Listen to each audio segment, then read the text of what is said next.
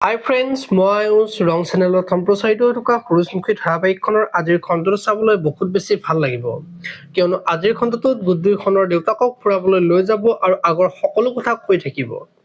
আৰু আগতে শিক্ষকতা কৰা স্কুলখনত লৈ যাব আৰু তেতিয়া মই কাম কৰা স্কুলখন এইখন নেকি বুলি সুধিব।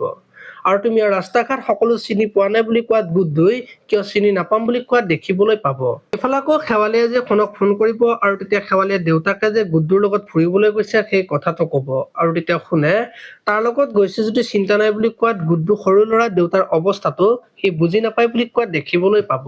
আনফালে আকৌ পৰি আজি ফাৰ্মাচীলৈ যাব আৰু তেতিয়া এগৰাকী মানুহে দেউতাকৰ কথাটো সুধিব আৰু দেউতাক অহা কথাটো গম পাই বৰ ভাল লাগিল বুলি কব।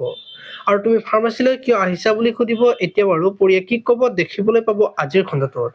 আপোনালোকে সূৰুযমুখী ধাৰাবাহিকখন চাই কেনেকুৱা পায় কমেন্ট কৰি জনাব। আৰু যদি আপোনালোকে এতিয়ালৈকে চেনেলটো ছাবস্ক্ৰাইব কৰা নাই তেতিয়াহ'লে চেনেলটো ছাবস্ক্ৰাইব কৰি ভিডিঅ'টোত এটা লাইক কৰি দিব। ধন্যবাদ।